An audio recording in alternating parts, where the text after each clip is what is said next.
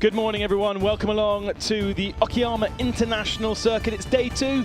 It's race 2 for the Fanatec GT World Challenge Asia, powered by AWS. Round 10 of the championship, the penultimate weekend and the last weekend in Japan. My name is Ben Kotsanjuris and I'll be guiding you through the action this morning. It is a different morning to what we've seen the last 2 mornings here at the Okayama International Circuit, because from the humidity and boiling sunshine of Friday to the overcastness of yesterday, look at that cloud. That is expecting to deliver some rain at some point. But if you look the opposite direction, there's a little bit of blue sky. So it's difficult to know exactly what's going to happen. It is still incredibly warm and humid though at the circuit, providing plenty of challenges for our drivers. Here is where we've been this year. Sepang at the start of the season, with the other flyaway being Buriram in Thailand. And then we started our Japanese tour, Fuji, Suzuka, and here in Okayama, finishing the championship in a couple of weeks' time at the Shanghai International Circuit in China. That is a return. Very, very exciting. Well, this is race 2. We had race 1 yesterday afternoon. Let's see what happened. The highlights of race 1 here at Okayama. Out of position, the 911 picking up a penalty for going into the middle of the road there, but it was a very clean start for our first couple of rows. James Yu leading Frankie Chen away. Further back, the number 30 Craft Bamboo Mercedes taking a trip through the gravel. Cao Chi sadly having to retire that car. There was big contact for Hirobon in the Nissan GTR that shoveled him off the side of the circuit. There was no penalty for it. It was the 87 that made the contact, but it didn't seem to harm their pace later on in the race. James Yu just kept going and establishing a healthy advantage over the second silver Audis. And then pit stops came, and a lot of them all came in at the same time, all right at the start of the pit stop. But James Yu waited to the very, very end. And the pit stop success ballast played its part for the number 4, penalising them a few positions after their success last time out. But the 41 came back out ahead of the lead. The big mover and shaker, Leo Hong Lee, down the inside here of Marcus Winkelhock to take second position. Also moving through the pack was the Nissan, trying to make up ground, but unfortunately that move didn't quite work. This then became the battle effectively for the lead of the race. 1, 2, 3, 4, 5 cars, with Eduardo Liberati in the Lamborghini trying to join the party as well, and they all squabbled over the same bit of tarmac.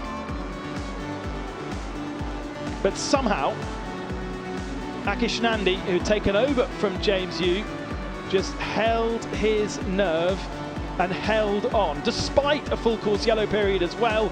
The last lap looked like this. 5 cars on the same bit of track, but Akish Nandi and James Yu taking the first silver class victory overall, and very, very happy for Absolute Racing. Their first win of the year and the 8th different winner this season.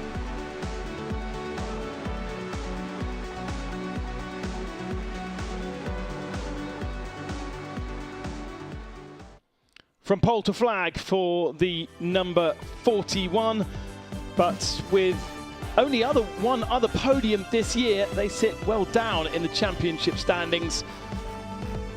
It is still the number 4 which leads.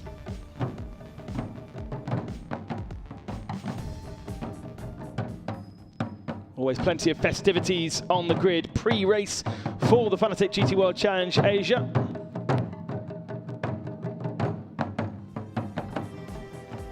Well, this is what the championship standings look like.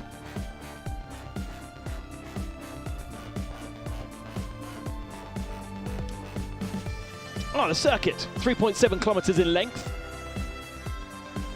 Opened in 1992 with a historic race with all those drivers named partaking.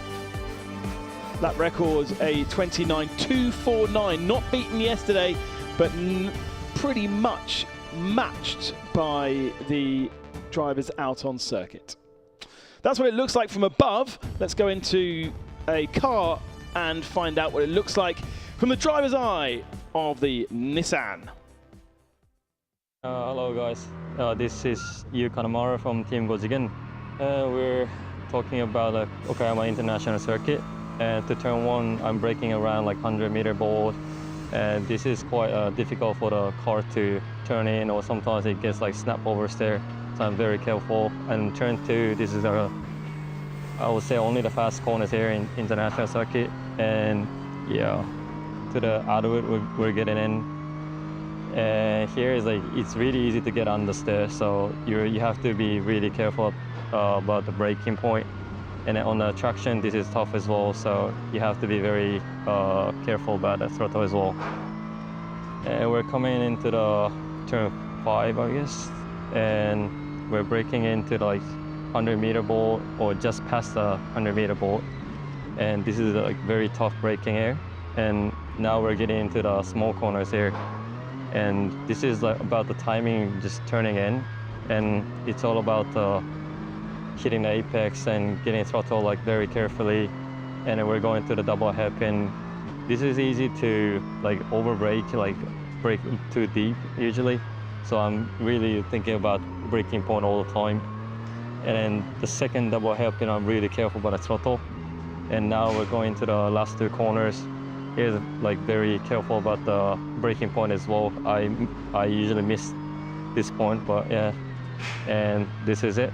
That was the last corner, and that was the international circuit here in Okayama.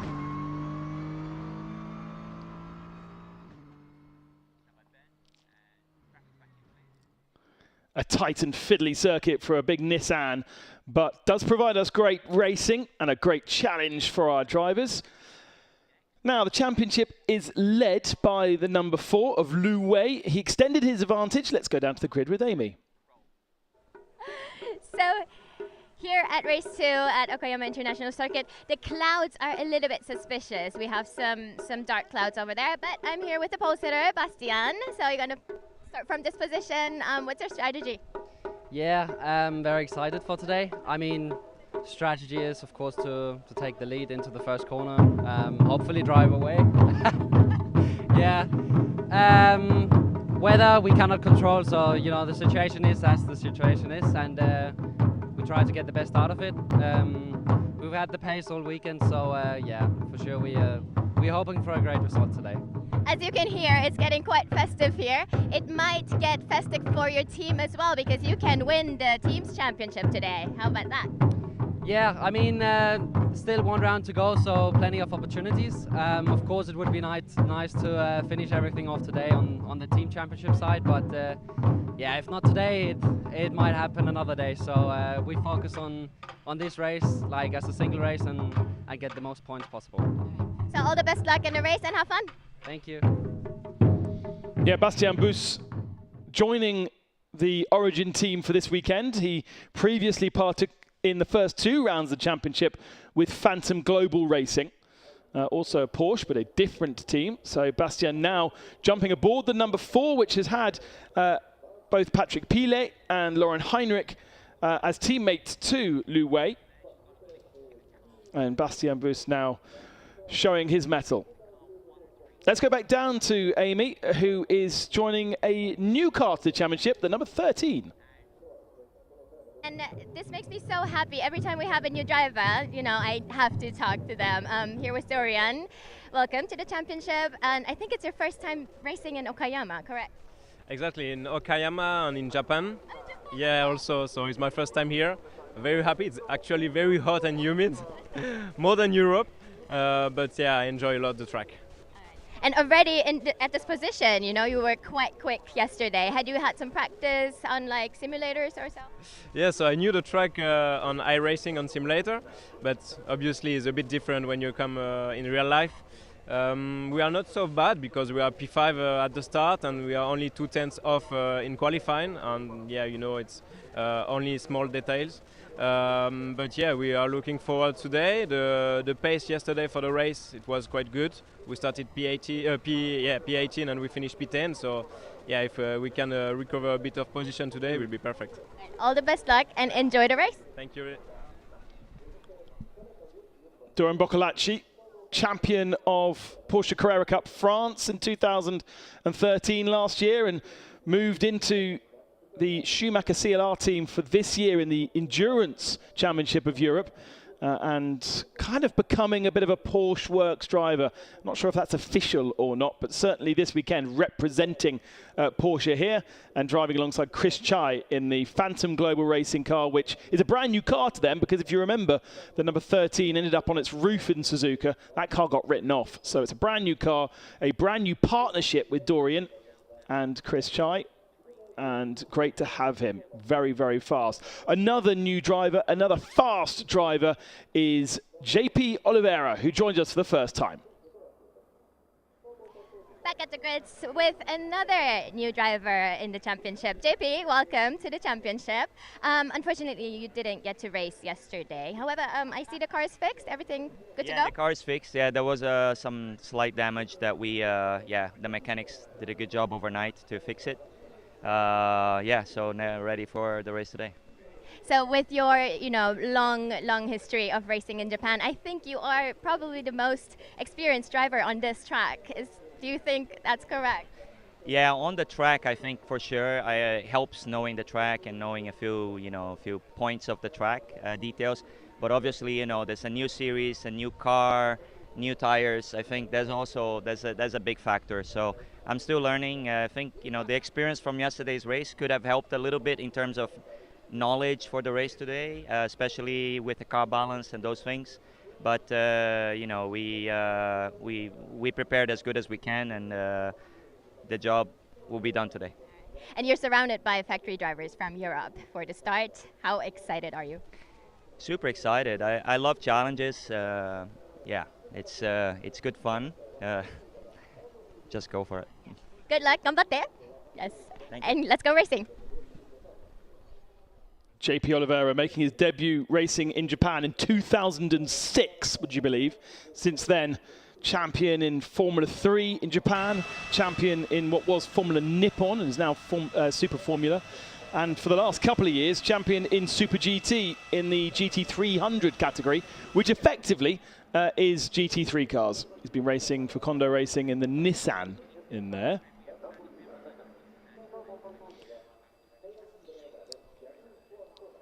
Can't wait to see what JP Oliveira is able to do. So the championship has extended the advantage for the number 4 of Lu Wei. As I mentioned earlier, he had 3 different teammates this year, but only came here with a single point advantage over Anthony Liu and Alessio Piccarello. He's now got a 5-point advantage over the number 87 car, which is his teammate, Origin Motorsports number 87, Leo Hongli and Wan Bo. Now, you can't see them on the first couple of rows. You've got to look all the way down to, I think that's row 5 or 6 for the 87. There it is. And they lie second in the championship, but 5 points back from Lu Wei. Anthony Liu and Alessio Piccarello dropping to 3rd in the championship after only 8th position yesterday. And you can see them right in the middle of the pack once again. So Alessio is going to have a lot of work to do, and he's going to have to be careful as well. Luckily, Anthony Liu was very good yesterday in the middle of the pack, and it was quite clean, wasn't it, the start of the race? But they will be disappointed to have dropped further points behind. Those are the 3 really that we're watching for championship contention. Nothing can be sorted, nothing can be established today overall championship wise. It has to be done in Shanghai. Markus Winkelhock and Ruhan Hang were very fast yesterday. It was the number 41 Audi Sport Team Absolute car which took the victory, only their 2nd podium of the year. But they are well out of championship contention with 8th position for them. Yuka Nemaru was our driver's eye pilot to show us around this circuit. They were unlucky yesterday. They were up in the top 5 in the first couple of corners, qualified well for race 1, thanks to Hirobon, but Unfortunately, contact with that 87 car meant they dropped further down the field than they would have liked. Again, not a car really that is in championship contention, but a car that has taken victory. They won the Suzuka Race 1. So cars now rolling off the grid. And a full complement of 31 GT3 cars. Absolute spectacular sight. Nissan, BMW, Lamborghini, Audi, Ferrari, Porsche, all represented. But there are pretty scary looking clouds. Here is the grid then. Bastien Bus will start alongside JP Oliveira on the front row, Ralph Aaron and Edoardo Liberati on row 2. All of these pro drivers in the Pro-Am category cars. Dorian Boccolacci, we just heard from 5th, Lucas Stoltz alongside him in 6th position, and then Joel Eriksson and Finn Gerschitz on row 4. We'll hand over to their AMs in the second half of the race. Fabian Schiller and Leo Hongli, 10th position, the first of the kind of local riders, the 2 Chinese drivers in that number 87 car. Alessio Piccarelli and Maxim Oostend, Yuki Namaru and Yuki Nemoto on row 7. Marcus Finkelhock only 15th, a lot of work to do for him, and Akish Nandi, who won yesterday, down on row 8. Adeli Fong was strong in yesterday's race, but starts 17th alongside the Porsche Center Okazaki car. Yaehyun Kim and Yuti Kamamura on row 10. Wakisaka and Ishin Perez on row 11. And then we have Tomofuji and Bihung Zhu, who is dropped into the AM category, having won the race outright last time out in Suzuka. Now is an AM category car. Jaitong Lang and Christian Colombo on row 13. Yatsuoka and Gavin Hang, a new driver lineup for this weekend, row 14. Hang Cheng Lui and Setan Santosho, the only driver to not have a teammate. And then Andrew McPherson on the back row of the grid. Watch his teammate Ben Porter in the second half of the race. They've chosen to do it that way round. So Ben Porter was up. Well, he actually led the race, but that was due to the pit stop cycle. He was up in the top 10 legitimately. There's Anthony Liu. Smiles on him. They think they've got a problem with that car, Absolute Racing. They believe there's an issue, but they haven't found it all year. And to be honest, they are still very much in championship contention. So it's not too much of an issue, but they feel as though they should be more dominant than they have been. It's a new car for Anthony Liu. Wasn't a Mercedes for the last couple of years. So moving across to a new team, new car, and a bit of learning.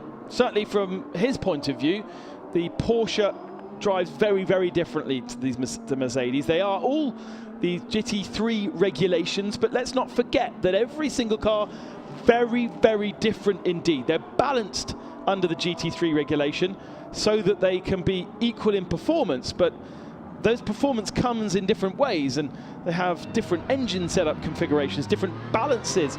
The Porsche is very 50-50 with the front and rear axle about the same weight, but a Mercedes much heavier on the front than on the rear, and it's different again for some of the other cars.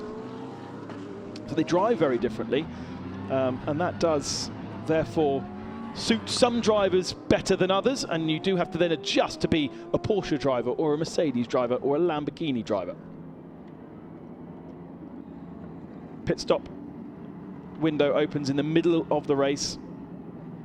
These are our pro drivers in the Pro-Am category cars who are taking on the Okayama circuit, the last round in Japan before we go to China to finish off the championship. Nice and tight as we come towards the line, and JP Oliveira getting a little bit balked there, and it's very, very tight in the pack, in the middle of the pack. There's squeezing, there's contact. JP Oliveira's gone round and into the gravel. A disaster as the rain starts to fall down at turn 1 as well. And again, the Nissan's got caught out, dropping to the tail of the field. So many cars trying to go onto the apex, and look how much it's raining down there. Doesn't look too bad at the back of the circuit here. Liberati's got the lead of the race, but how long can they survive? Of course, they're all on slick tyres out there.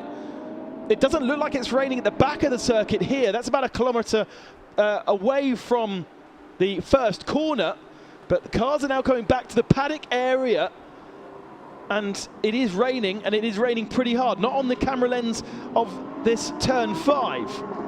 All looks good there. Safety car is out though to recover the Craft Bamboo car. No, he's got going himself actually. So I can see that the number 30 has got himself out of the gravel trap. Of course, wet tyres being prepared in the pits. So I'm not sure why we have a safety car out. Probably to react to the fact they thought that JP Oliveira was stuck in the gravel, but he has now got himself going again. Another car that's gone off is the 963 VSR Lamborghini at the very tail of the field. But it is also going again. So all 31 cars are moving, and we've got a 32nd, the safety car there.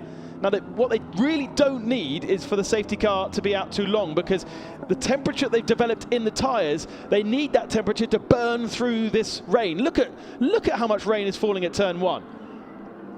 I mean, we're not at a place like the Nürburgring here. This circuit is pretty compact, 3.7 kilometers in length, but very much in the same part of the earth. Look at how tight it was going towards turn 1. Look at the far left-hand side. The number 22 there getting squeezed. There was just too many cars trying to go around the first corner, weren't there? And unfortunately, the number 30 that was slow off the line anyway was the furthest to the outside. This is the Nissan making up a great couple of positions, but yeah, there we go. Then nowhere to go. Incredibly good start from the Nissan, but it came to nothing. I think that we had 4 or 5 cars abreast going into turn 1, and the Craft Bamboo number 30 was the car on the very outside. Now, how much damage does that car have? It doesn't look too bad, does it? But the conditions down at turn 1 look awful. Starting to spit with rain in the commentary position, which is halfway down the start-finishing line. But whilst they are at racing speed, the tyres will have temperature and they'll be able to burn through the rain, as it's now starting to rain pretty heavily down at Atwood, which is the hairpin at the farthest part of the lap. How long can these pro drivers hang on? What's the forecast saying as well? Is it set in? If it's set in, there's no point staying out. And JP Oliveira now caught up to the back of the pack. But he's got the knowledge around this place. He's got the knowledge of the mountains around here to make a good judgment call on whether they need to go to wet tyres or not. It doesn't look like wet tyres be the right choice on this lap because it is still dry on the tarmac. But safety car is coming in this lap, and so we are going back to green flag racing.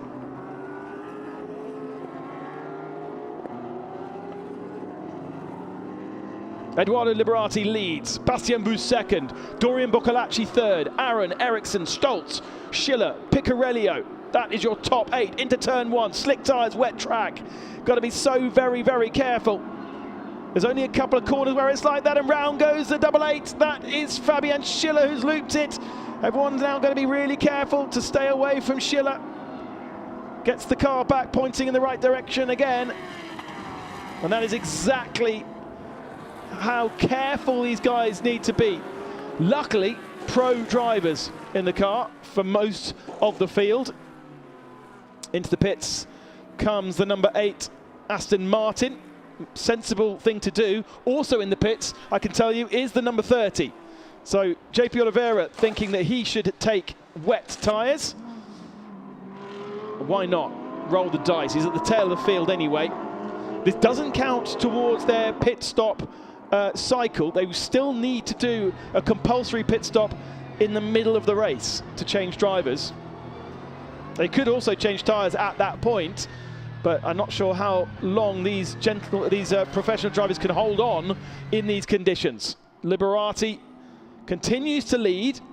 How much also have they set these cars up for wet conditions? You can have a very stiff race car, or you can have a very soft race car. The soft race car rolls more, creates more grip by rolling, but gives you less feel. So you don't tend to want a rolling soft race car in dry conditions, but it does help you bite into the tarmac in wetter conditions. What a challenge. More cars coming in. Oh, and round goes Alessio Piccarello. I thought he was going to try and make a move. We just cut away as he was side by side into turn one. And he's obviously just overcooked it. There's a huge amount of rain falling there at turn one. Piccarello has managed to get himself now pointing in the right direction. But for the championship, that's a disaster. Let's have a look at the top of screen. He actually isn't trying to make a move, is he? He's just gone in too hot and run out of space. Everyone just sliding to the outside of the circuit there. And there was nowhere more for him to go other than on the curb. That just kind of made the car unstable. And round he went. The pathfinder is Edoardo Liberati. He's the first man to come across the conditions on every single one of these laps. Looks dry-ish in the middle of the lap here. Certainly the camera lens suggesting there hasn't been too much rain at this part of the circuit. It does look as though they're able to lean on the cars, but we do have cars on track on wet tyres, so we can keep an eye on the lap times of those. Over the line comes the number 30 of De Oliveira. He's a minute and a half down. This is crazy conditions at turn one, though. Really, really tiptoey stuff now.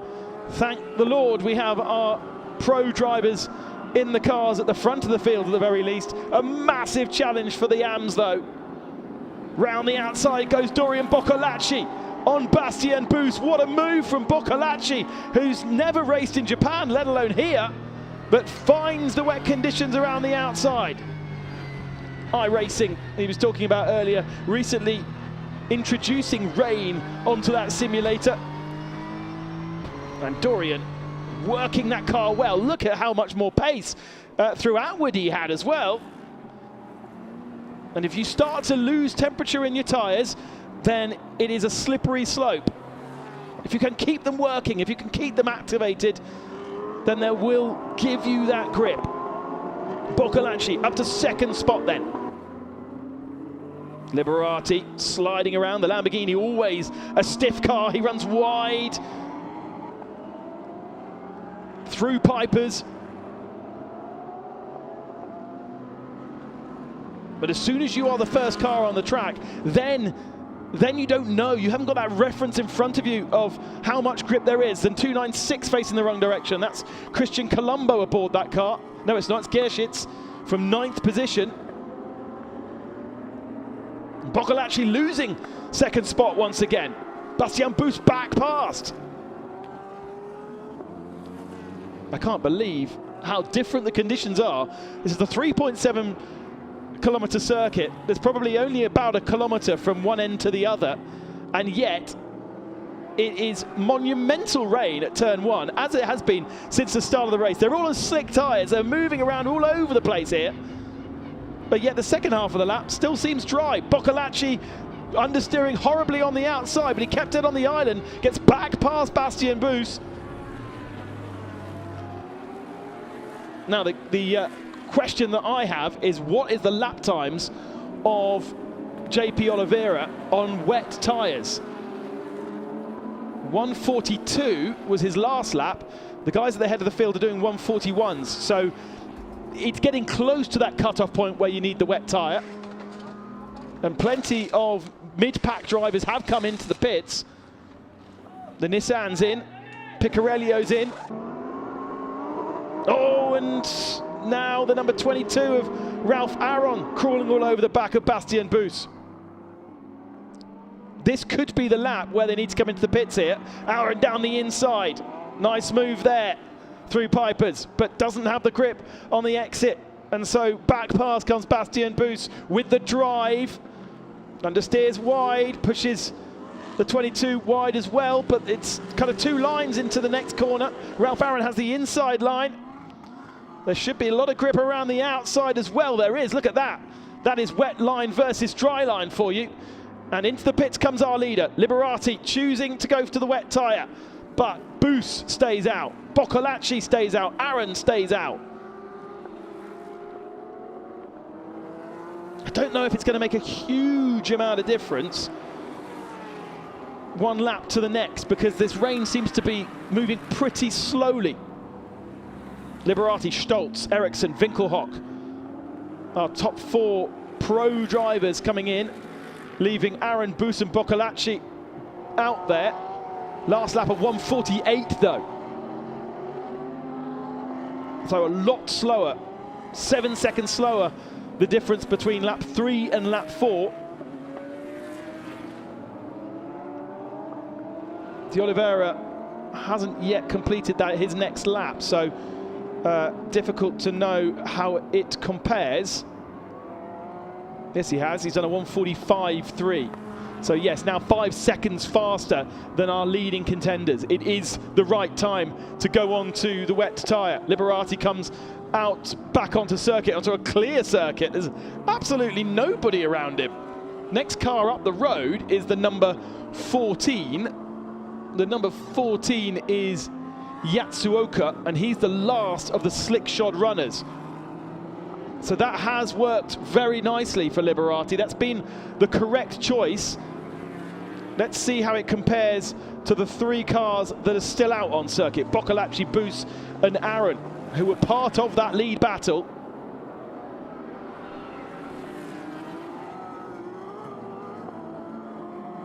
That big, wide outside line through the turn 9, certainly offering more grip, and the last 4 then come in to get their wet tyres on. Was it a mistake to stay out that 1 lap later? Has it cost them? We will find out in a few moments' time. Boccolacci, Boos, Aaron, Fong into the pits. Liberati then is not just a leader, but he has a bigger advantage over Stoltz and Winkelhock. But Liberati was the only one of that kind of first 4 to come into the pits on that last lap, wasn't he? So it really is more about where these 3 come out in relation to Liberati. Tricky conditions here in Okayama. Rain falling just as they went to green into turn 1. Liberati comes over the line. That is Liberati. He has a mammoth advantage. And I think Bastian Boos here is going to lose second position to Lucas Stoltz, who comes around the outside in the Lamborghini and gets himself up into second position. So that's a big move from Craft Bamboo.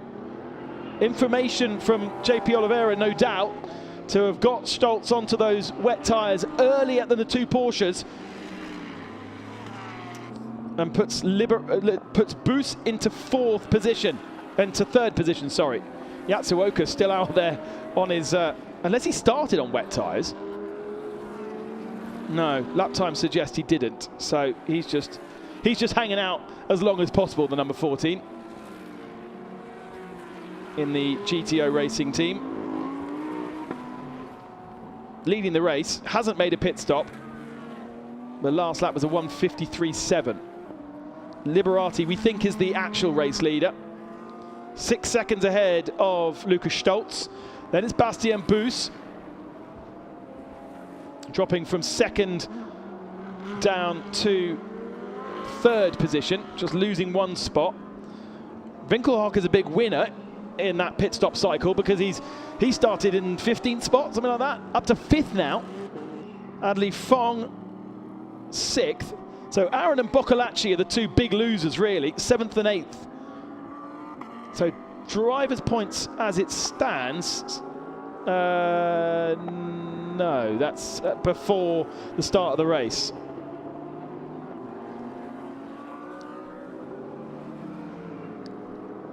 So Boos with a little bit of pace to find over Stoltz. Amazing how much they've spaced out, because they were really on top of each other pre-pit stop. And Boos has got a big advantage over Winkelhock. I mean, the gap between Bus and Boccolacci, who were fighting over that, well, lead of the race actually, wasn't it, is now 5 seconds. So that was not a good pit stop from Phantom Global Racing on the 13 or the 22 of Climax Racing.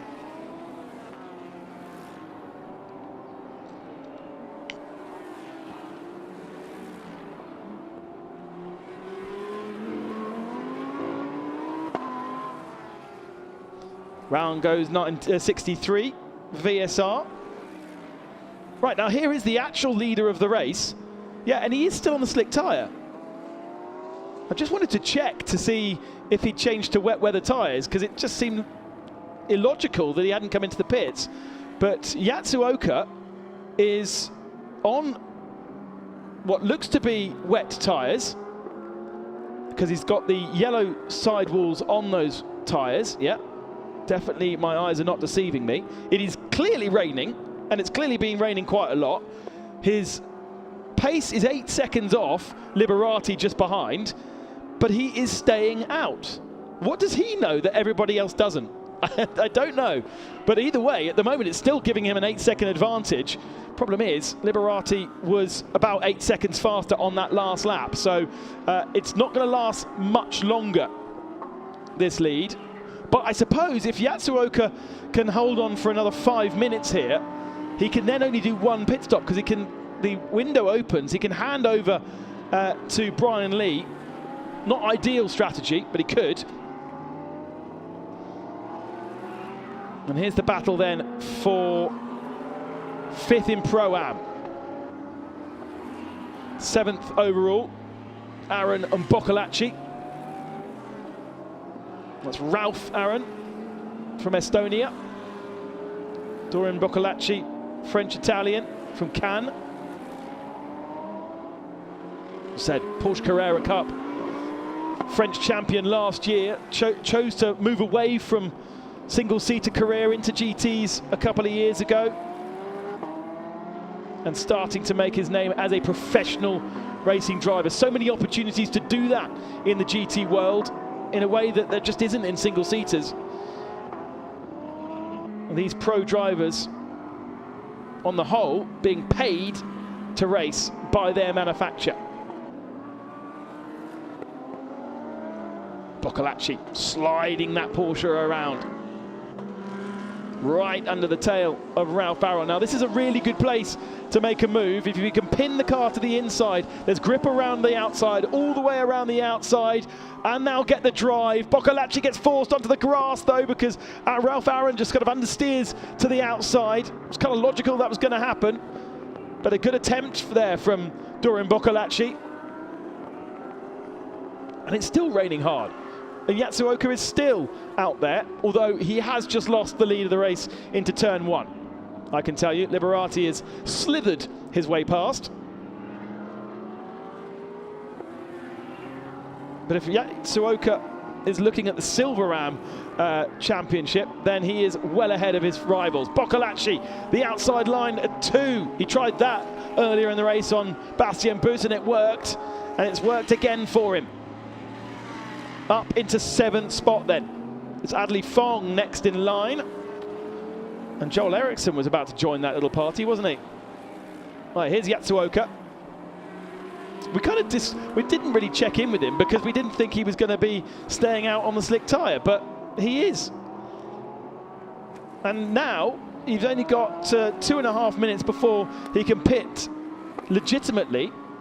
And that basically has promoted him, once he gets onto those good tyres, has promoted him up into the top 5. So I actually think that's a great call from GTO Racing. And it's an amazing drive from Yatsuoka. When he hands over to Brian Lee, they'll be able to put on the wet tyre, and Brian, who is the AM in that car, will then have a legitimate car in a very strong position. That's certainly one for Amy to go and check in once the pit stop cycle is done. Because I tell you what, he will have some stories to tell, will Yatsuoka, about just how hard it has been to drive on slick tyres on a wet track in these conditions. Up 24 positions from the start of the race. We knew it was going to rain. We didn't realise it was going to rain quite as heavily as it has.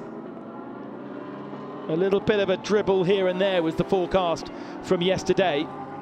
But actually, if you followed the clouds and followed the weather this morning, the forecast was definitely not right. Number 22, Climax Racing Mercedes, not looking particularly strong in these wet conditions. Porsches, we've already seen Boccolacci get past. Now here comes Joel Eriksson. Eriksson going onto the more conventional racing line on the inside there. Ralph Aaron around the outside. But again, we're talking about how different these cars handle. It makes a huge difference in these wet conditions. If you've got a nice balanced car, you can throw it around, you can let it move around underneath you.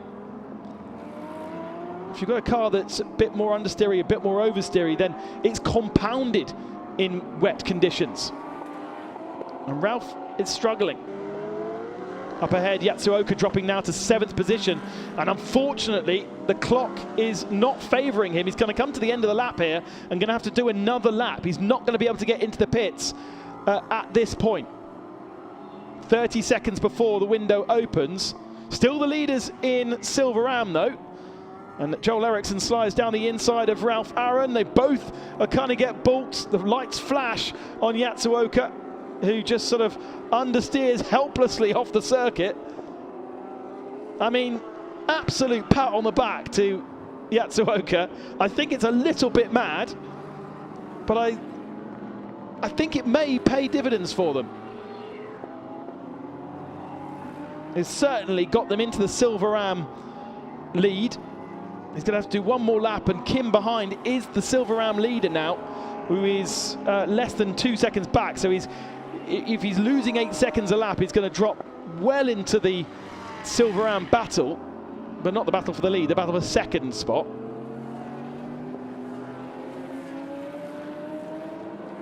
Now, the window is open now, but for the most part, unless you are a silver partnership, you are not going to be coming into the pits. The pros will stay out for at least another 8-9 minutes. Silver Am, Pro Am, all will keep out to the last moment. If you are a silver, you might choose to come in earlier, or if you're an Am, you might choose to come in earlier as well to get your second driver in. The rule doesn't quite apply for them. It's not a rule in the regulations, it's a rule more of keeping your faster driver out as long as possible to maximize their performance. This is the battle for third position. Bastian Buus has been caught here by Markus Winkelhock. Let's not forget that the number 4 is our championship leaders. Origin Motorsport also could wrap up the championship for the team's championship if the Absolute Racing Porsches have a bad day. And in general, Porsche's not having a great day at all. Into the pits then comes the number 14. And they will finally get themselves wet tyres. What a challenge. Credit where credit is due.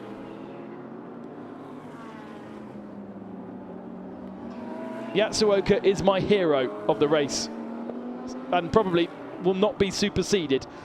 Akish Nandi's brought the number 41 into the pits to hand over to James Yu. Those were yesterday's winners.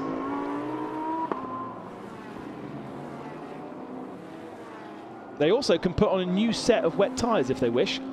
Doesn't look like they're going to be doing that down at Absolute Audi Sport. But Absolute Racing Porsche as a team running the number 1, and we saw, of course, Picorello facing the wrong direction. So he's down in 16th position. It's been a really tough weekend for Absolute Racing Porsche. Absolute running Porsches, running Audis.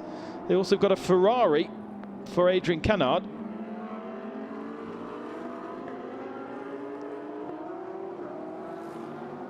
And so even if the points are not being totted up too much by Origin because the 87 is down in 13th spot. Does still look like they're having a better day than Absolute Porsche. And so maybe Origin will be team's champion come the end of this race.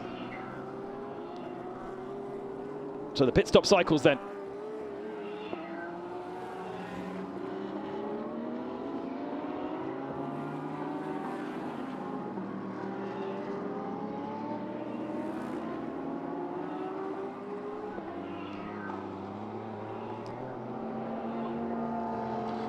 Now, the 14 obviously has fallen back down the order, down to 28th spot after that pit stop.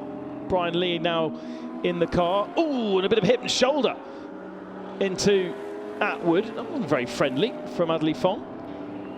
They are lapping that number 14 car. But that's interesting because if they're lapping him now, once these guys, the 36 and the 93, make their pit stops, it's going to put 14 back up to around 6th position. So they are definitely going to benefit. And the number 1 has been driven a drive-through penalty for causing a collision. So Piccarellio's day goes from bad to worse. He's spun, he's only 15th, and now he'll have to do an extra pit stop, or an extra drive through the pits. Oh dear. For their championship as well, that is a real blow. They needed more. Boos, Winkelhock, and now Boccolacci joins the party for 3rd position. Winkelhock hasn't managed to find a way past the Porsche. They are 12.6 seconds back from the lead of the race. Liberati has a 4-second advantage over Stoltz, and then it's these three, but definitely Boccolacci the faster of the three. A 44.0 on the last lap. Boccolacci is the fastest man on circuit regardless. Faster than the leaders. This is a way to get a junior contract for next year from Porsche, isn't it?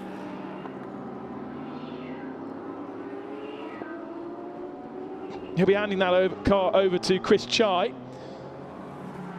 Into the pits comes the number 1. That may well be their drive-through penalty rather than their driver change.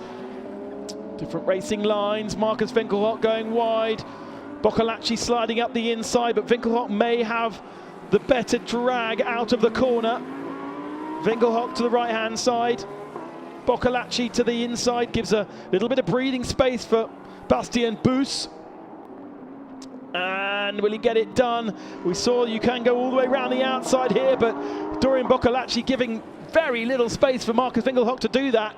And it was firm but fair from Boccolacci, the Frenchman, passing the veteran and up into 4th position overall. Nice move, nice and fair. Ooh, wow, they all went very, very deep into the first part of the second complex here. All using that far outside line. Winkelhock kind of in the middle ground there. So that was not really where he potentially wanted to be. And Winkelhock decides he can't fight any longer. He comes into the pits, he's going to hand that car over to Ruhan Huang. Boos, Boccolacci, round the final turn. It's a little bit of a dry-ish, well, it's not a dry line, it's a drier line down the main straight. And Boccolacci looking to the inside. Oh, he was a bit late on the brakes, wasn't he? Has to dip 2 wheels off the circuit just to keep the car in the right place. Looks to the inside, but we know the outside line's got good grip. Understeers to the outside, switch back from Boos to get the drive out of the corner. Boccolacci is the star of the show, isn't he, in wet conditions? And Boos gets past. Boccolacci sits in the middle of the road now to defend that position. This is where Boos could go all the way around the outside. We've seen that work, but he chooses to follow Boccolacci. On the 13 Phantom Global Racing car, up to 3rd position. Lu Wei will take over the 4. Chris Chai will take over the 13. It'll be Prince Abubakar Ibrahim in the 888 that's in 2nd position, and Bian Yi will take over the leading car.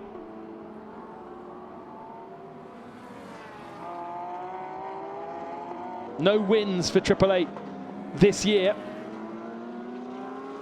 Well, they haven't gone that long without a win for a good number of years, so they will be very happy if Prince Ibrahim can get himself ahead of this car, the leader, number 6, coming into the pits. Also a car that hasn't taken a victory this year. We're going to get another new victor, I think, but so much still to change. Halfway through this race now, and our AM drivers getting out into these tricky wet conditions. Picarello with his drive-through penalty done. That will be Anthony Liu now, I think, in that number 1 car. Now, the car to watch is, of course, the number 14. Pitted very, very early in the sequence and got his second driver in, got wet tyres on. Where is he going to be promoted up to thanks to that strategy call? All of these pro drivers now coming in to make their pit stops. Oh no, the 14's got caught up! Oh no! Andre Canard is the Ferrari Corsa, Absolute Corsa in the gravel. He can get out of the gravel trap, which is good news for the race, but that's not good news at all for 14. All of that risky strategy undone. And Brian Lee facing the wrong direction momentarily. Both back underway again, though. Remember, the 41 has a 15-second penalty. The 87 with a 10-second added time to the pit stop. And the number 40, so that's the one we were watching with Marcus Winkelhock, with 5 seconds extra in the pits, thanks to their success yesterday. So expect the 41 to drop, the 40 to drop out of that leading battle that we saw earlier on. Pit stop's now done. There's the number 30. We were so excited to see what JP Oliveira could do against some of the best European drivers in the world, and unfortunately in both races being turned around at turn 1. And so we've been robbed of that. I really do hope we see JP back in this championship in the near future.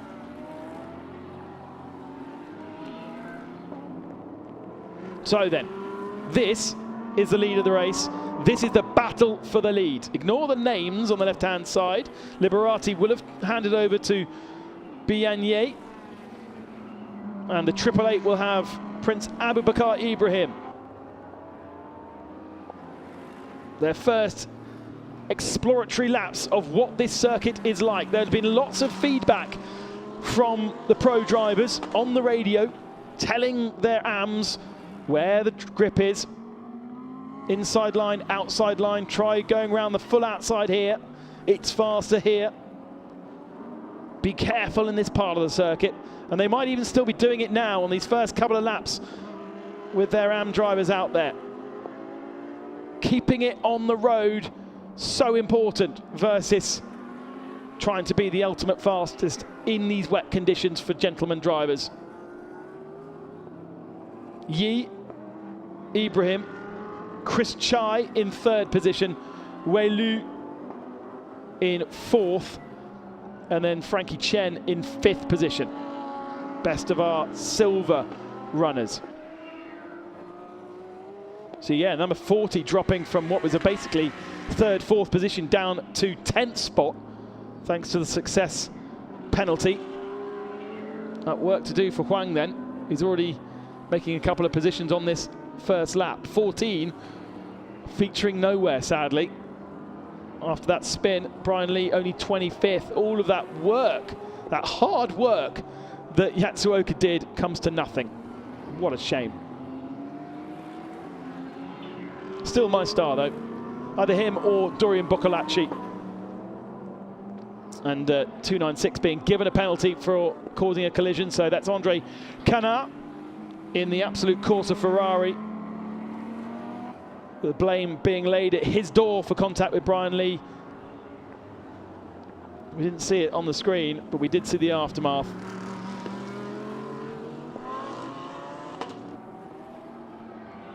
Now then, who's going to be the big mover in the second half of the race? I expect Frankie Cheng to be moving up the field.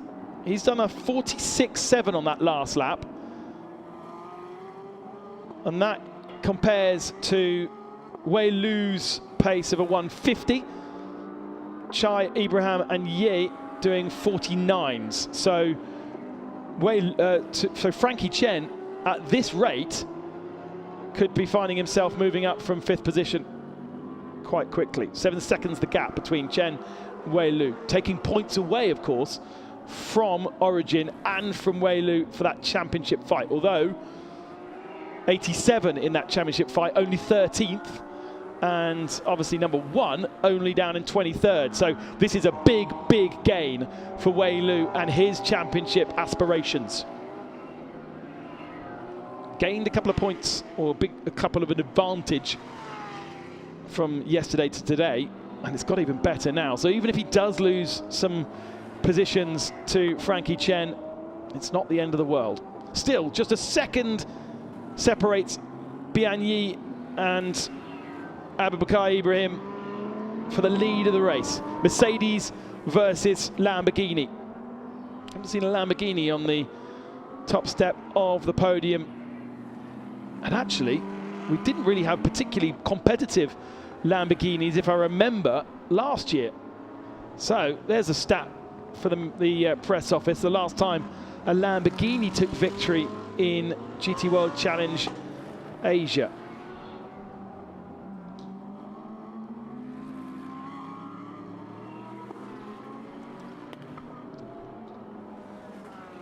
No wins this season for either of these two cars in shot. Bit of a slide from the 888. So they only, Prince Ibrahim, only 7th in the standings. He can move himself up into 4th position. There's no doubt about that with this performance. But I think he would still be too far away to fight for championship victory. We do have a couple of short pit stops. Difficult to get the timing right. You've got to be in the pit lane for 90 seconds. So it's not just how long stationary you are, it is also how long it takes for you to trundle down the pits. Let's go then down to Amy, and she has found the hero of the race for me. Yatsuoka can tell us what it was like. Slicks on a wet track for the whole of the first stint. With the MVP of this tricky conditioned race, Hideto Yasuoka. So you did a great job. Your partner spun out a little bit, and so you didn't quite benefit with that, but amazing. Congratulations on your super stint. Yeah, thank you very much. I mean, we knew the rain was coming, so it was either pit in first or hang on. So I tried to hang on because I couldn't pit first. So it was almost, it was the last 2 laps, the rain increased, and maybe like 10 seconds too short to come in before the pit window opens. So almost, yeah. But was it your decision or was it the team's decision? Who did the final call? Well, we just didn't make the call. So we carried on. Yes, yeah. Yeah, but still, great job. Let's keep our fingers crossed that he can overtake a few cars more. Yeah, so his pace is really good. I mean, the dry, slick and wet conditions, the car is really good. So, you know, fingers crossed. Thank you. Thank you very much. That's brilliant. I love the idea that keeps asking the question whether we should come into the pits or not, and it keeps being answered, not sure, for the first 15 laps of the race. But it nearly worked out so well for GTO Racing and Hideko Yatsuoka. And he obviously enjoyed it because there was a beaming smile across his face. But unfortunately, Brian Lee, his teammate, down in 25th position and not making up huge ground after being spun around by the duck. And so it all comes to 0 for those guys, I'm afraid. Now, we had a couple of potential championships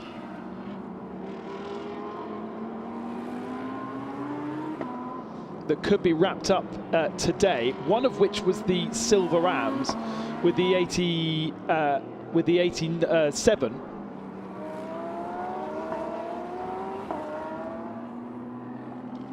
And the silver rams of Bob Wan and Leo Yong Lee. That's right, they had to beat Hirobon and Kamamaru and leave here with a 50-point advantage.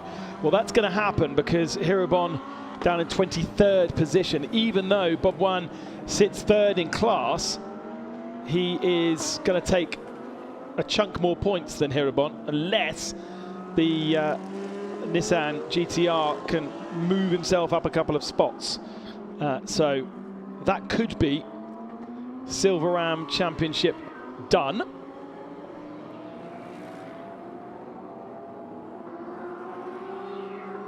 And then I think Origin probably, they need to be 86 points ahead going into Shanghai. And considering how poor the Absolute Racing Porsche has struggled in this race, even though Bob Wan is 11th spot, maybe he won't because he's not actually picking up that many points. No, but the but Wei Lu is, so I think that will also be sorted. Pro-Am, 5th spot for Vitakorn, Vuti, and Pruvacak in 6th position overall, ahead of Wang. And there is Ben Porter behind in the 51. Now, where are those guys? Because Ben Porter tends to be the fastest AM out there. Leading AM is the 52. And actually, Ben Porter is last. He's the only one not on my timing screen. We've got all 31 cars still circulating, by the way, which is pretty impressive. Bian Yi has now increased his advantage to up to 3 seconds. So, more and more likely, we're going to have a Lamborghini take victory. We think the last time that was 2018 with Kodrick and Lind. And that obviously is not a particularly Asian lineup.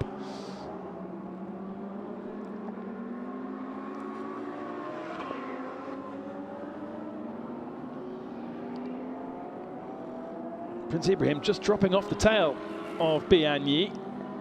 Not able to keep the pace. The pace that Yi is setting is now down into the 46s. We said that Frankie Chen was the fastest man out on circuit. He is still the fastest man out on circuit. Last lap was a 45.7, just clocked a 46.0. But he's not catching Wei Lu as fast as some of the lap times first suggested, and Ibrahim understeers horribly off the circuits through turn 4. So losing more and more time.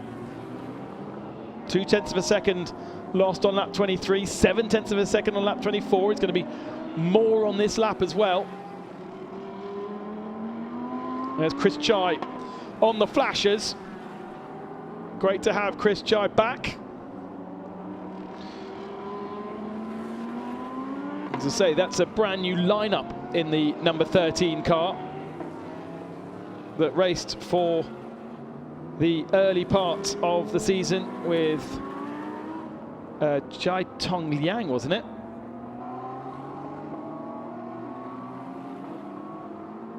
And it was he that ended up upside down through Degnitu in Suzuka, wrote the chassis off.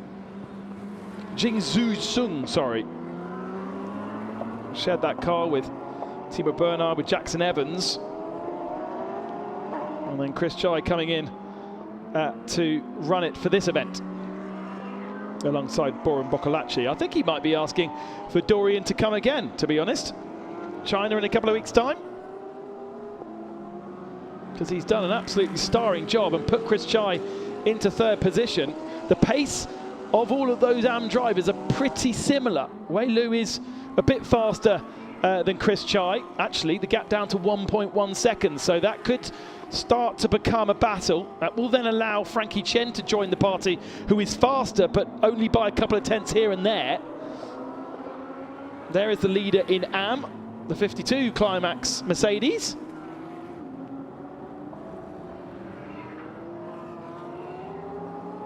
Hangcheng Liu and Li Chaoli. Good result for them because we haven't seen them win the Cup at any point so far this season. And look how close now it is between 13 and 4. Game on for third position. Time to get elbows out for Chris Chai.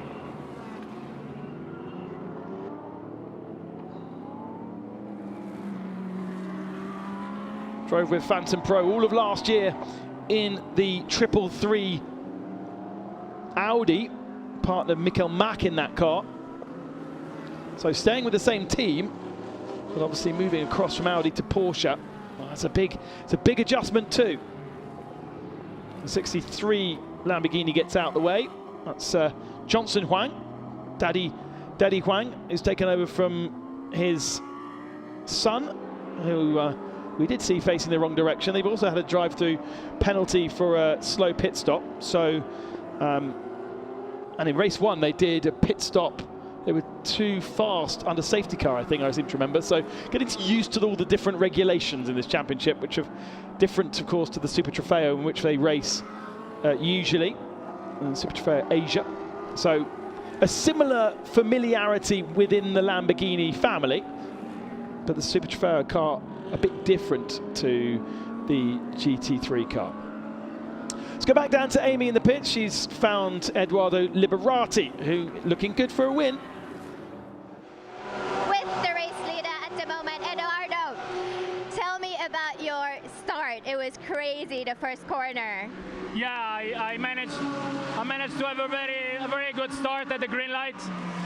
Then I built a small gap, and then it started to rain very heavy, and with the slick tires were very slippery. I still managed to keep it on track, keep it in first. Then we decided to pit. We went for wet tires, and we managed to build a bigger gap. And now Biani is managing it very good. So he's driving really well. He's 4 seconds ahead of P2. So fingers crossed till the end. So yeah, in the rain with the slick tires, how did that feel like? Is it like, I don't know, on the ice? Yeah, literally on the ice, because this track is very low grip. So when it rains, there's not so much grip, and with the slick tires, it was very hard to manage. But we made it. So it's okay. Hopefully, see you on the podium. Yes. Absolutely. Only 9 minutes remaining. They have a 4.2 second advantage now, so he can start getting his podium shorts on. Second over the line, Ibrahim, and then we wait because we have a battle on our hands. There's Chris Chai in the 13, and behind him, directly behind him, Wei Lu. Now Wei Lu needs to be sensible here, because it would be very easy to fall off the circuit battling with Chris Chai. But he's got to remember that in the championship, he is taking significant points away from 87 and from number 1. And so even if he just loses one spot, okay, it means he's not on the podium versus being on the podium, but I think it would be potentially a risk too far. Finds himself in a gravel trap or facing the wrong direction, suddenly gives the advantage to Bob Wan and maybe even Anthony Liu. There is Bastien Bus in the Origin pits. Liu Hongli alongside him. Teammates fighting for the championship together, always interesting. Keep forgetting that they're teammates. Look at that, almost a drier line now appearing around the middle part of the circuit. It's not everywhere, I tell you. But we do have blue skies starting to appear above us. It's not going to be dry for the end of this one, but we do have the second race of the Japan Cup, the final round of the Japan Cup coming up this afternoon, and they might get away with it. So Wei Lu's managed to catch up to Chris Chai, and since being under the rear wing, he is now actually losing ground again. So perhaps the call has been made by Phantom Global Racing, by Origin, sorry, saying it's not worth it. It's there's no need to risk it. Actually, is the number 13 even registered for points? Yes, it will be, because it's just a different lineup. was scoring points throughout the season.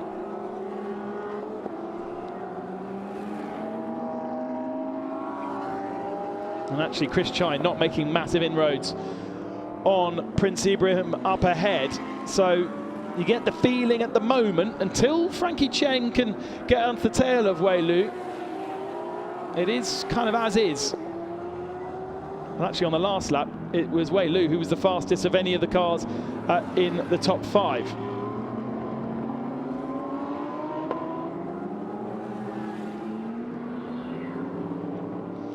What a thoroughly entertaining race we've had here in Okayama.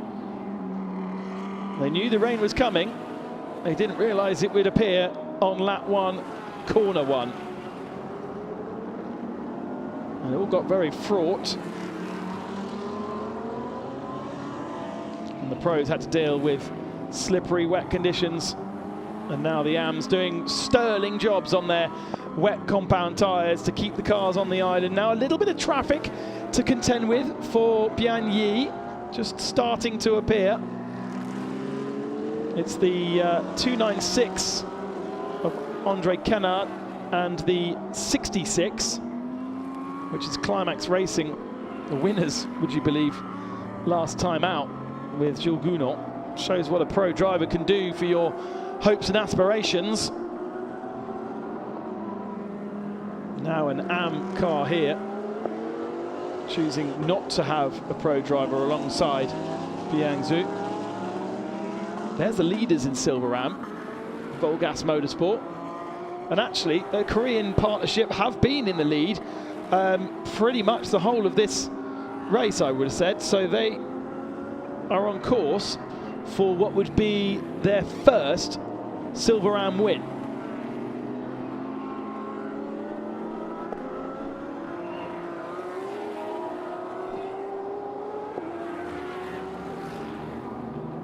Climax Racing are the leaders in AM.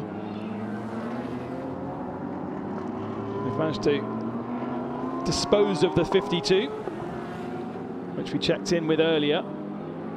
So there still will be a podium, top of the podium for him, but it won't be the ultimate success that Bian Zhu tasted last time out in Suzuka. Bian Yi starts to join that party. Be careful now. This is where you could really lose time when you're lapping traffic, especially on these wet conditions. Always got tighter again between Chris Chai and Wei Lu. Less than a second now, just 0.6 of a second. Who's that ahead of them? It's got traffic to contend with. It's the 75 Ferrari with David Biantoro.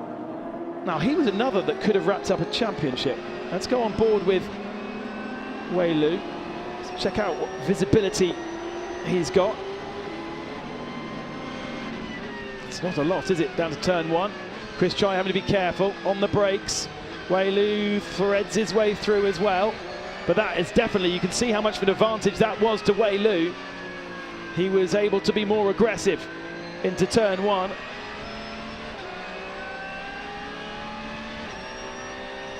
And now just 0.4 of a second between Chai and Lu. Down into turn 4.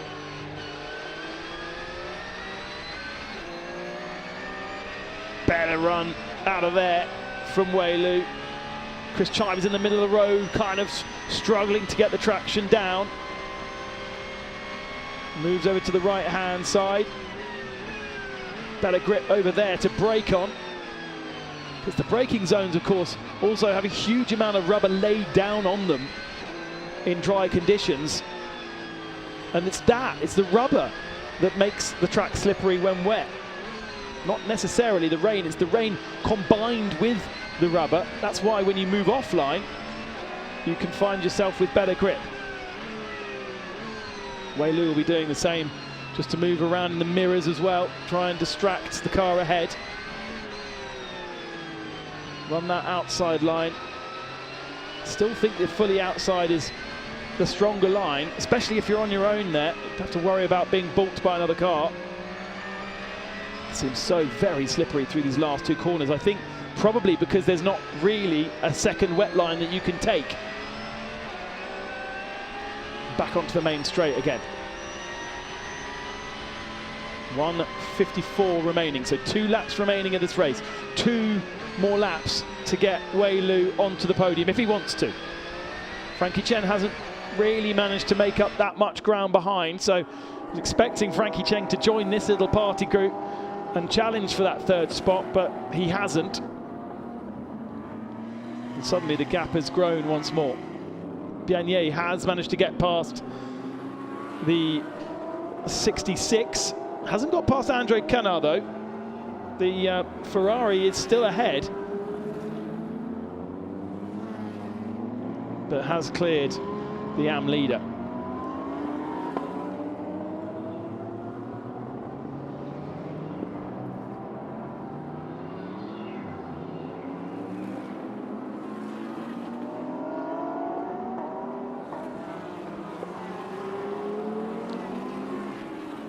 So in that battle for the Silver Ram Championship, Hirobon needs to get another position to stop it from being sealed here. He has got past Brian Lee, but he needs another one, and actually it doesn't quite look like he would be able to do it. He's down in 6th position in Silver Ram, and actually Bob Wan has moved up a position as well. And this is the battle for 1st position. All 3 cars on the same bit of tarmac. And this is not just for a race, but this is also for the championship as well. So Bob Wan has got himself past Okayama. Gosh, look at that blue sky. Now, can he get past the Korean duo in Volgas Motorsport? Ming Wang Han and Jae-Hoon Kim Han in the car right now. We're on to the final lap. Bob Wan doesn't actually need to do this to steal the championship. He could still allow the Koreans to take the victory, and he would still wrap it up.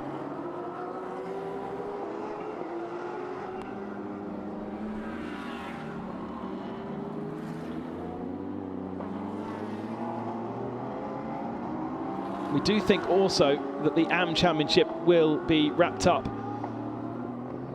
with the Ferrari of Christian Colombo and David Chipiantoro, Garage 75 Ferrari.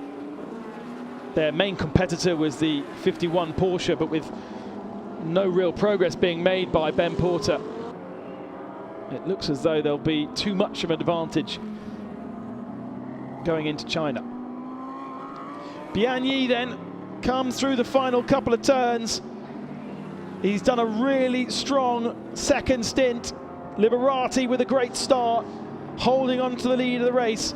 But Bianyi has extended the advantage and now comes towards the line. And it's a 1st win for Lamborghini in GT World Challenge Asia since 2018. It's the 1st win for VSR. Bianyi and Eduardo Liberati beat Ibrahim and Stoltz, and over the line for 3rd is Doran Boccolacci and Chris Chai. 1st race this season in this championship for Chris Chai, and he gets himself a podium. Here's the fight for Silver Ram honours. Looked as though Uchiyama was having a go at Bob Wan there, didn't it? But it has stayed as is, and it will be Volgas Motorsport coming out of the final turn to take Silver Ram victory. 2nd for Bob Wan and Leo Hong Lee. They will take the championship in Silver Ram, and I think also Origin Motorsport will take the team's championship, because it's been a miserable day for that car. Absolute Racing #1, 19th position only. Miserable for Absolute and miserable for Anthony Liu, because for him and Alessio Piccarello, they are going to have a miracle needed if they want to win the championship and defend that crown in Shanghai in a few weeks' time.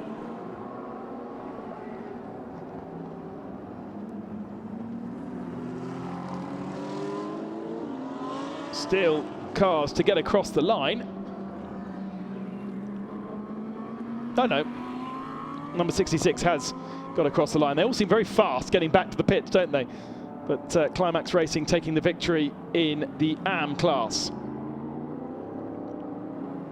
Silver victory to Frankie Chen and to Adley Fong. Never really challenged by anyone else in the silver category. James Yu got himself up to 13th overall.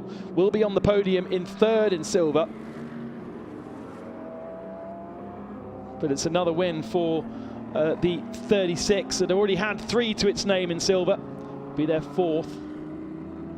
And there is Cheng. I thought he was going to be stronger in the second half of the race, and he wasn't able to really chase down Chris Chai and Wei Lu as much as you'd expect. But there is the Vincenzo Sospiri team. The Italian passion will about to flow. Allez!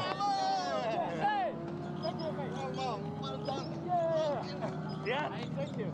I know you can do it. Thank you.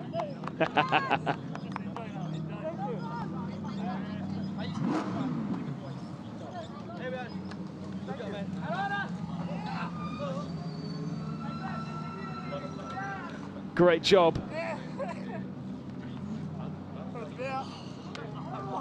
And the Prince, Abubakar Ibrahim, seems pumped with that one, doesn't he?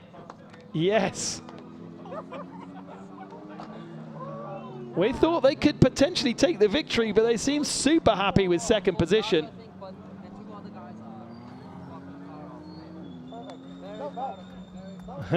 Bastien Boost just saying, don't worry, Wei Lu, you're okay. You're going to be on the podium, and you've still taken time out of the guys ahead of you.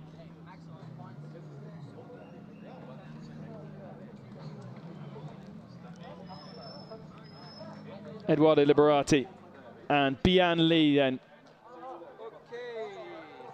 Bian Yi taking the second stint, taking the victory, holding on in tricky conditions. And that is a first victory for Lamborghini and VSR in a good few years. And what a time to do it, because you would never say that the Lamborghini is the best wet weather car. It tends to be pretty stiff. Let's go down to Amy then, who's got our winners.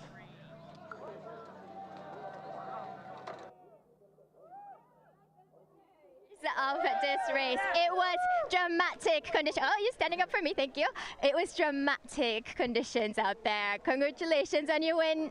He brought it back perfectly. You did a great start. How do you feel? Yeah, really good, really good. First win of the season. We won 2 times Pro-Am this season, but never overall. So thank you, man. Thank you. So it feels really good. I mean, we had a great car both on dry and wet, and we show it. And thanks to VSR, Lamborghini, and Bian, who did a mega job to bring it back. And we must say, where did the rain go, right?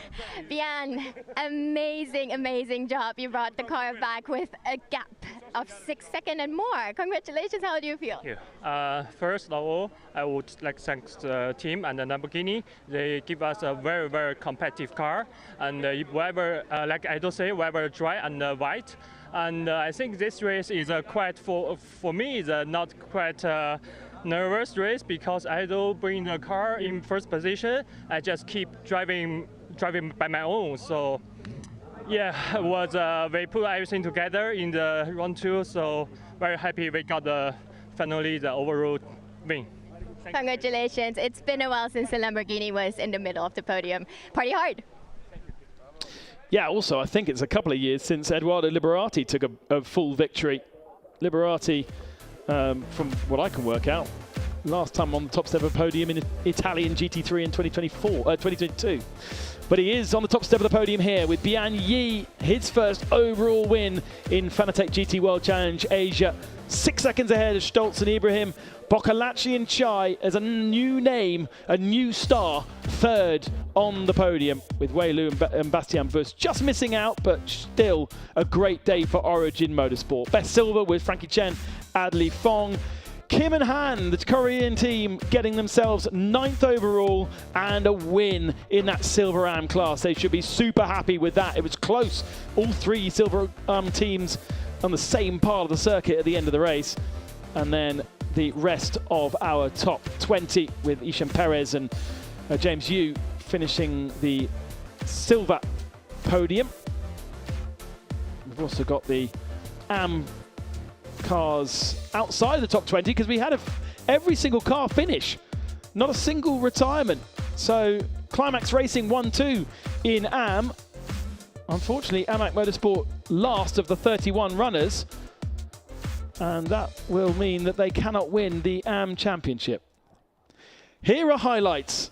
Gosh, look at the conditions. Dry down into turn 1, and then the rain began to fall, and round went the number 30 of Craft Bamboo, again catching Hidabon and the Gojen Nissan. The rain continued to fall down at turn 1 first, and it caught out Alessio Piccarello, who went round in the championship contending number 1 Absolute Racing Porsche. It would get even worse for number 1.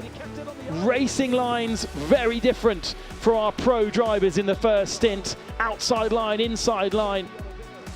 And a great battle between Bastian Bus and Dorian Boccolacci before the pit stops. They had to come in and change to wet tyres before the pit window opened.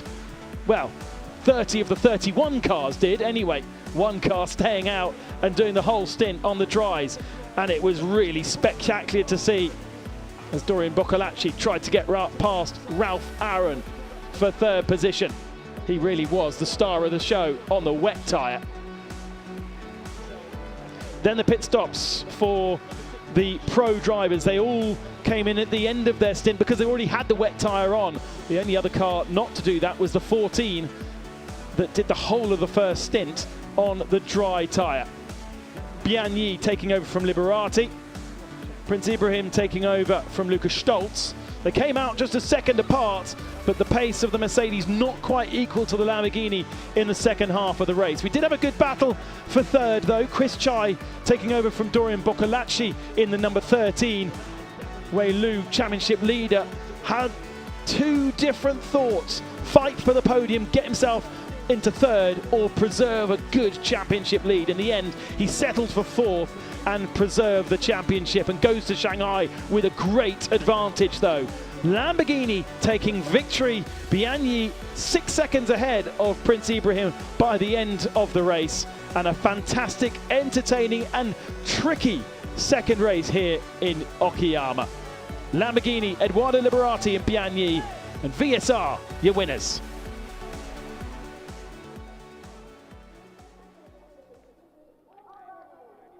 Let's get those podiums underway then. There is Chris Chai.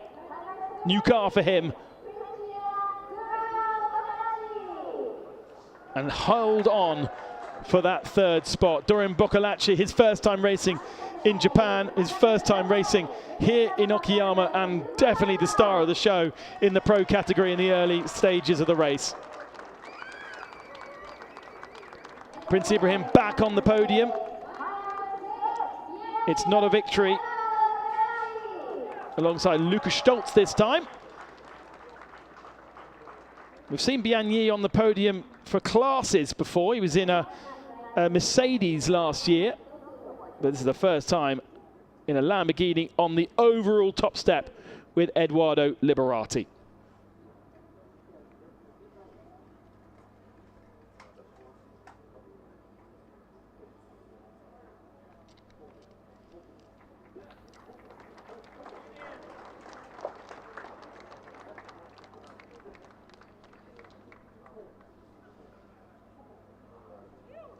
Trophies being presented to all of our drivers.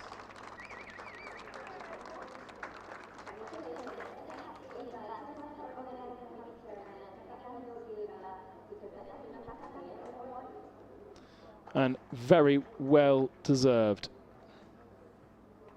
Such a big challenge in very, very difficult conditions. It's Mr. Masahiko Ida, the founder of Dixel, who is presenting the trophies today.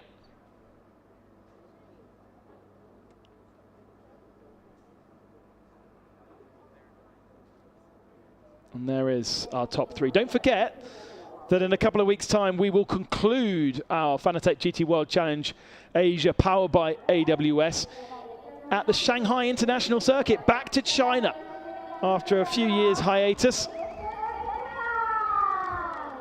The 888 guys wander off the podium, and the champagne sprays for the rest.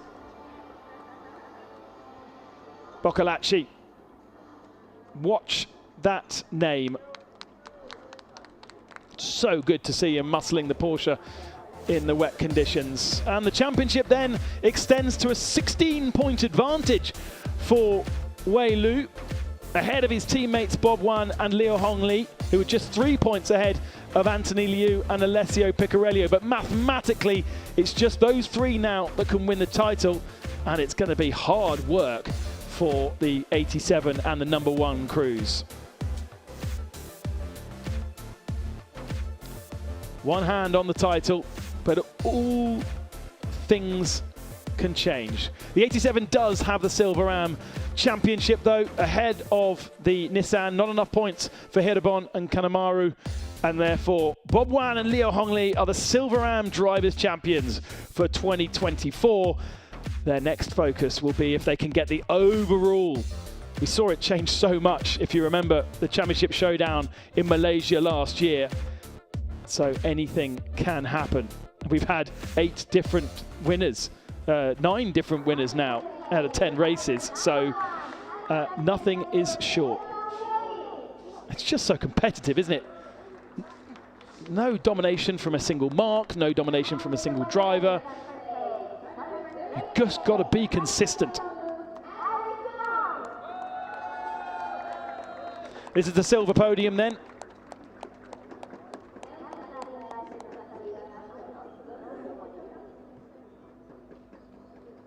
Adli Fong and Frankie Chen taking the trophies from Mr. Ida. Our winners from yesterday overall, James Yu and Akish Nandi finishing 3rd behind Tanat Sathantirikul and Ishan Pierres. They'll be happy to be back on the podium after yesterday getting a penalty and really just therefore not featuring at all in the race. 2nd spot and 12th overall for the Thai and Sri Lankan combination for Absolute Racing. But Absolute needed them to do more, needed more points from them. And that would have won them or kept the championship alive in the Teams Championship. But instead, it looks as though the Teams Championship will go the way of Origin, thanks to the 87 and the performance of the #4 this weekend and across the whole season, of course.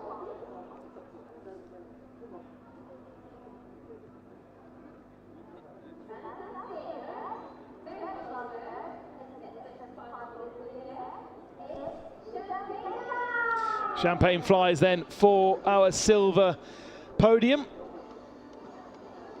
Still plenty to play for in the Silver Championship.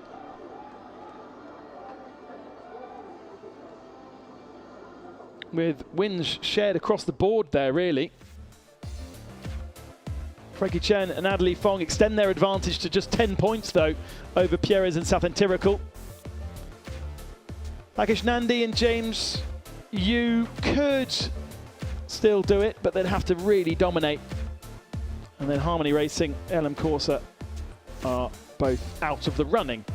Great to have David Chen back in a car, the owner of Harmony Racing, this weekend. I hope he enjoyed himself.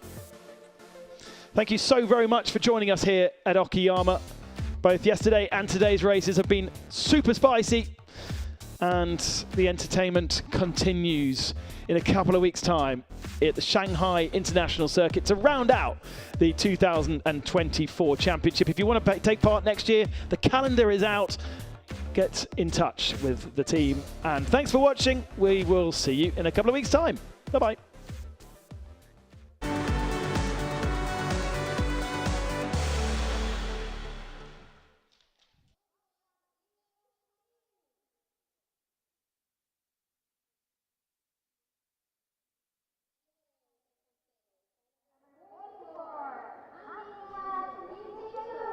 Next podium then. And what a fight it was for Silver Ram.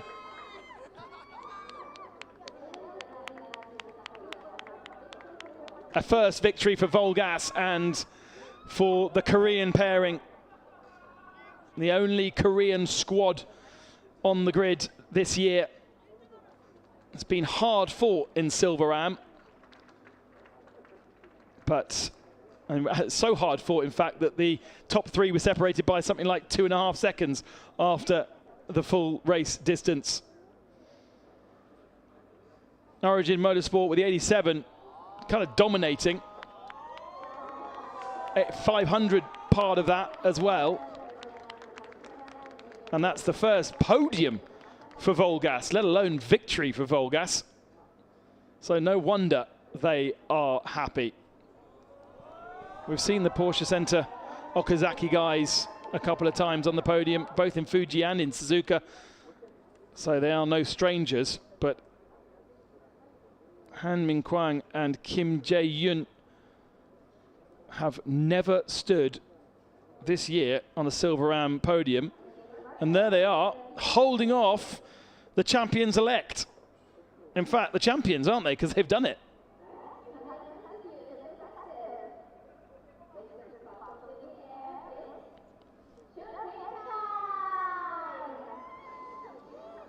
Penalty for Andre Canard and Finn Gerritz, removing them out of the Silver Ram equation for today.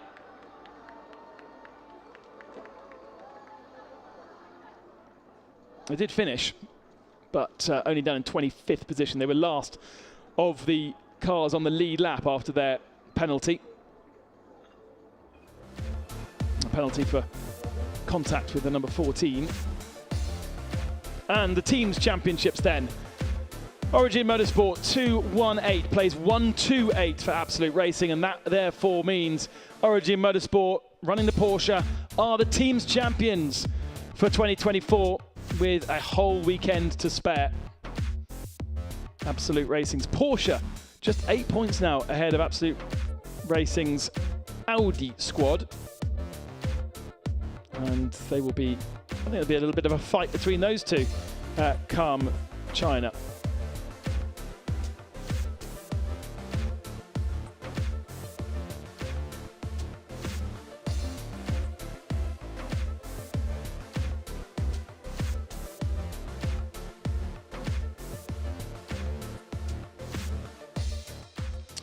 Next podium then.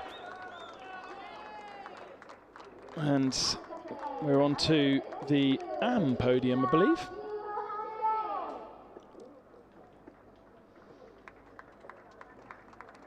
Chipto Bientoro and Christian Colombo in the Ferrari in third position in AM. 52 Climax Racing Mercedes holding on for second, Hang Cheng Liu and Lai Chao Li. And it's their teammates that take the victory. Yuchi Hu and Byung Zhu.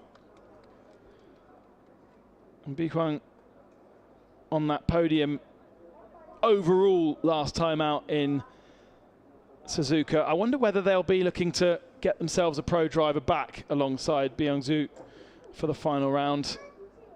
Obviously moving into the AM category because the partner driver to Byung Zhu, who's been in that car all year, is not a pro. There's kind of a shortage of pro drivers across the world in GT3 this weekend.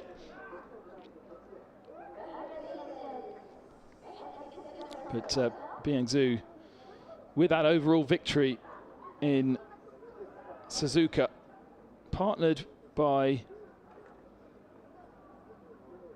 Jules Gounon, who regularly comes and partners drivers in the Climax Racing squad. It was in the 22 that Ralph Aaron had this weekend, earlier on in the season, and in the 66 last time out.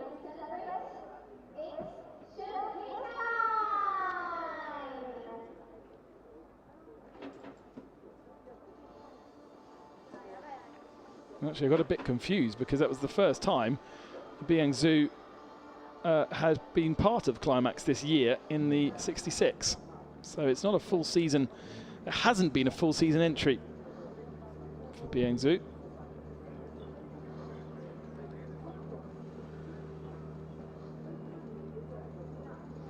As he moved away from the VSR squad. Because he was partnered by Marco Mapelli, if you remember.